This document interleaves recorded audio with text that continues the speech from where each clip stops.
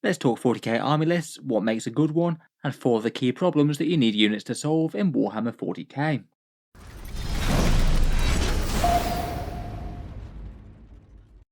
Hello and welcome back to Auspex Tactics, where today I thought we'd talk army list construction in 10th edition, and most themes and unit roles that most optimised armies need to be able to try and answer when they get onto the tabletop. And in this one I thought we'd focus on 4 key themes that are in just about every Warhammer 40k tournament list. Obviously armies in Warhammer 40k vary absolutely massively faction to faction. You can certainly make some very heavy skew lists that are effective with say all infantry, mostly vehicles, or loads of heavy damage dealers. But in general, the way that the game is designed will definitely give you a much easier time if you are at least able to compete on the vast majority of different fronts, as opposed to choosing units and then trying to make them do things that they might not ideally want to.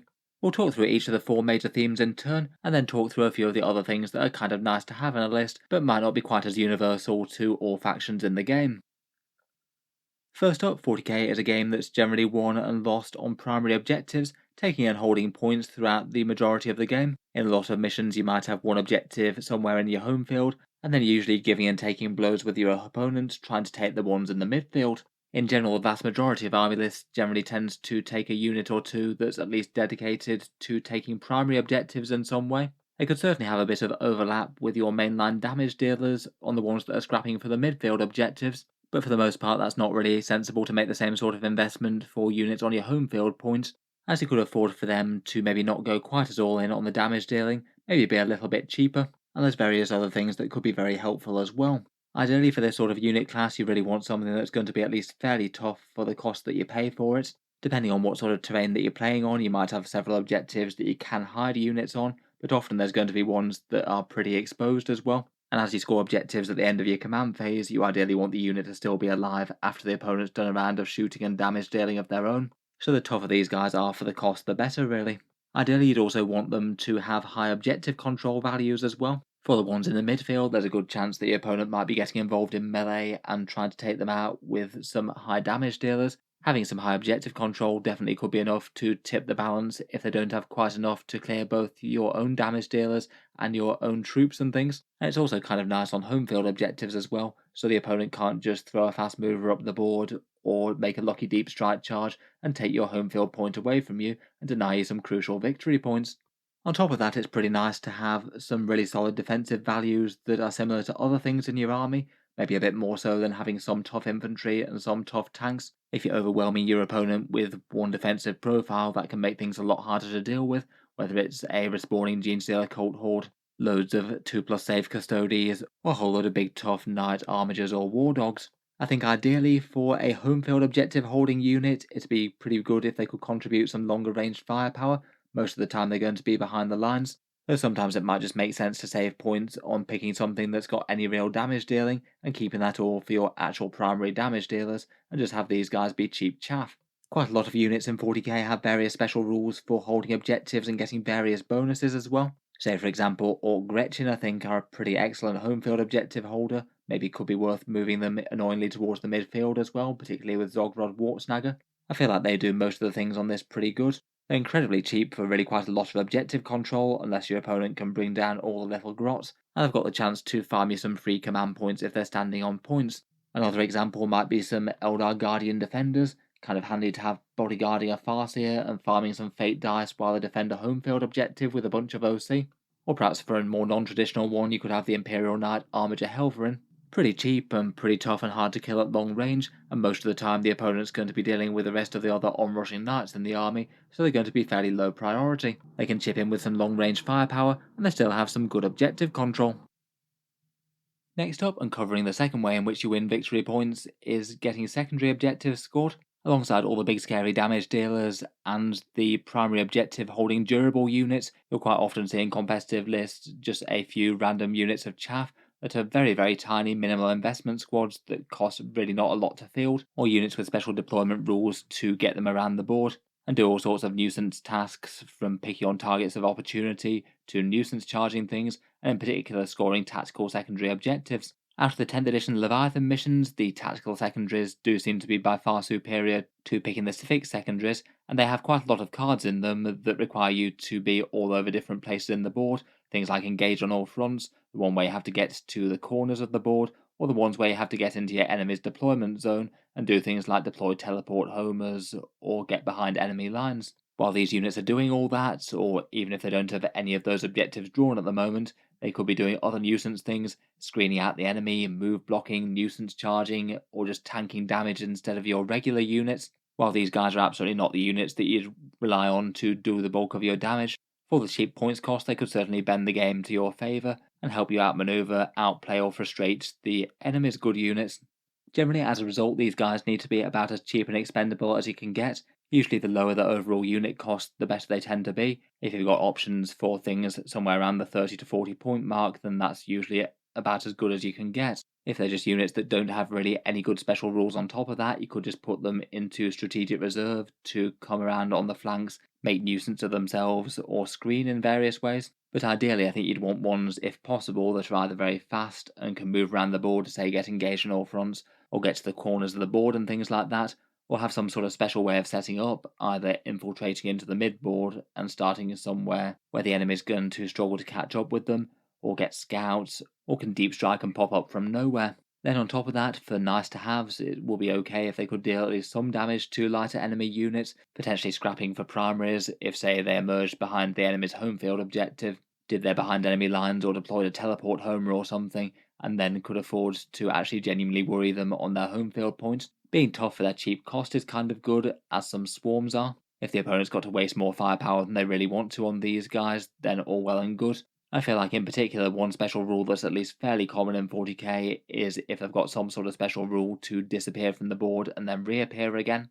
That can be quite nice for doing secondary objectives and jumping around the board to do multiple different actions like that. Maybe things like the Calidus Assassin, or things like Necron Ophidian Destroyers, though I would say they're maybe a little bit overcosted for the role. For good examples of these, I did talk about them in a previous video, but maybe Nurgling some Chaos Demons, set up forward, and are tough, and can do secondaries even if they don't have objective control. Tyranid Biovores are pretty amazing for this, as they essentially generate these tiny new units and deep strike them where you want them to.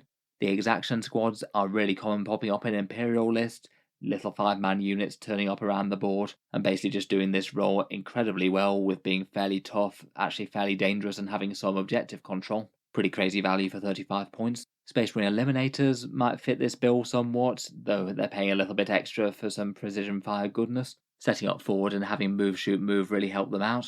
And some people like to take the Calidus Assassin as well. She jumps around the board on and off to jump round and can do the secondary objective, say a big elite army like Knights, disrupts enemy CP, and if she actually manages to wind up killing a character or something, then all well and good.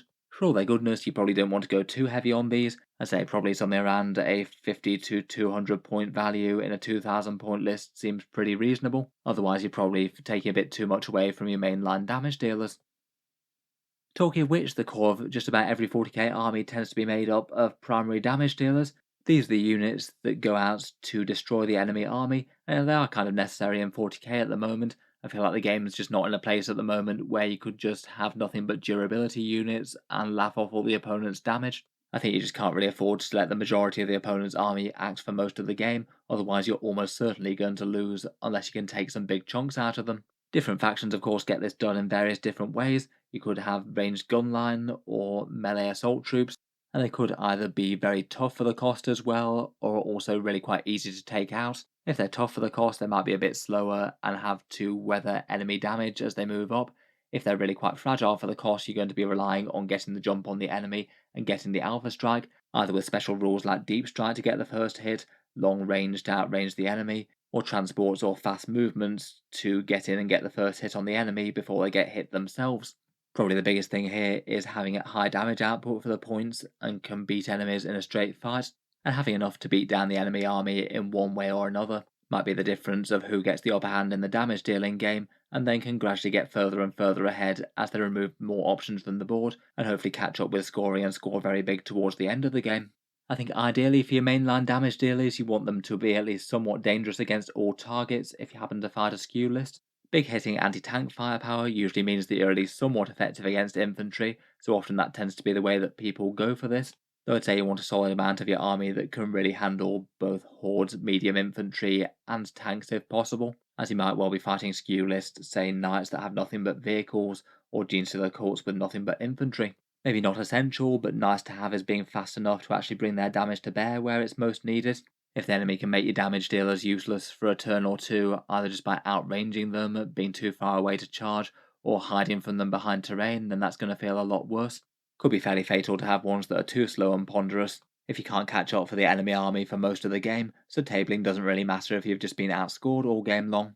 Obviously, these big damage dealing units are often some of the biggest and most important in 40k that people tend to fixate on. Maybe good examples of these could be the Custodian Guard, enormously durable, a massive strength 7 and damage 2 melee, very tough with great stratagem support as well, and they can be delivered to at least a fairly long charge distance as well with things like a Blade Champion or Rapid Ingress.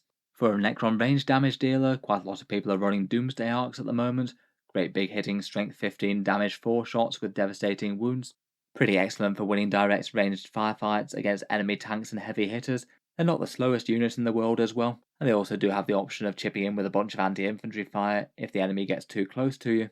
Finally, Blood Angel's Death Company could be an example for them. Lots more fragile for the cost, but hit very hard with Power Fist and Inferno pistols when they're charging in. Perhaps more about making a big impact and then trying to not get killed the next turn if they can stay hidden in any way, but otherwise just trying to deal so much damage that it doesn't matter if they get wiped out the next turn perhaps. Lastly, for the big four things that I consider at least fairly optimal for competitive 40k lists would be synergy units, typically things like buffing characters and things, but in 10th edition with all the unit abilities going around, there's plenty of other things that could help out other squads in one way or another. The way that Games Workshop's designed each army is that almost always in 40k it's going to be valuable to at least have some characters or buffing units. You need to have one character just by default to make your list work, but even in addition to that, typically the balance usually tends to be that having at least a few characters is better than just taking purely more guys. With all the powerful buffs that you can bring with things, I think some armies can afford to go very light indeed if they want to, mainly focus on efficient damage dealers and things, and at the same time you probably don't want to go too heavy on them either. I feel like there's usually a bit of an optimal balance where you want enough synergy units to maximise the effectiveness of the other units on the board, but then not go so crazy on them that you're going to be having units that just aren't really all that tough, as characters tend to be a lot less tough per point than other units in 40k. The most simple ones are probably just things like damage or defensive increases, say things like a Space Marine Terminator Librarian giving the unit sustained hits, or same with lieutenants giving lethal hits to their units. Perhaps various Necron Cryptex making the squad harder to kill, like a 5+ Feel No Pain from the Technomancer, or maybe even bigger army-wide players like Bellicor making nearby demons untargetable at range outside of a certain distance. Probably falls under the remit of durability, as it means they can't be shot when otherwise they could be before. Plenty of other ways though that they can be force multipliers, healing units like the Canoptech Reanimator or the Primaris Apothecary, manipulating command points like say Lord Solar farming them or the Space Marine Captain getting you free stratagems for their units, and in 10th edition there do seem to be a fair amount of units that can mark targets for the rest of the army, say Primaris Incursors giving the rest of your force +1 to hit against one squad, or the Lord of Virulence marking a target for demolition with Plague Burst Crawler mortars. I think generally for buffing units like this, they tend to be worth it for the buffing ability alone, but then on top of that you also do get the benefit of their own fun damage and defensive profiles, often having some fairly arcane bits of gear, even if it might not be enormously efficient just for the damage for the cost. Overall though, in 40k at the moment, I don't really think that there's many lists whatsoever that aren't going to benefit from at least a little bit of overlapping synergy, with characters or other units buffing the other units in the army in some way. Perhaps in terms of competitive examples, perhaps Chaos Knight War Dog spam might be one of the least synergistic, a whole lot of kind of independent gun turrets for the most part. I suppose even then they can work together a little bit with stratagems to focus fire on one target, for example. The majority of competitive lists do tend to take at least a fair few characters though, maybe an average being somewhere around about 3 or 5 in 2,000 point armies. Finally, I thought we'd just round out with a few nice to haves if your army has efficient choices for them, maybe a tiny bit less universal than some of the others, but can be handy.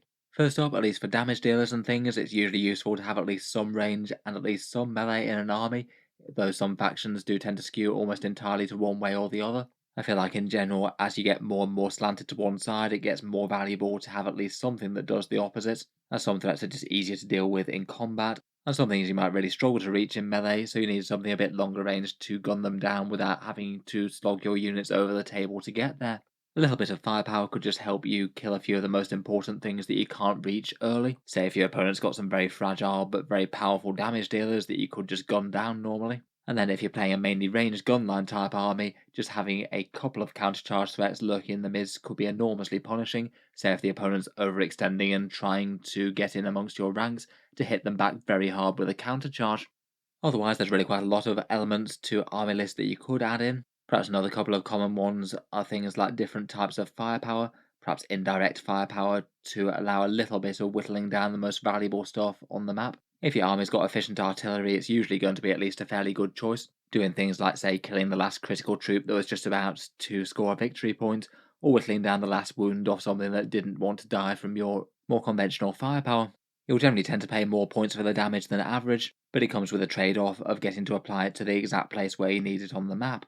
Otherwise, different damage types like sniper and precision attacks could be useful, could be really helpful to hurt armies reliant on some leaders, though less useful against some things that are either very tough and you can't kill, or don't really have that much reliance on them.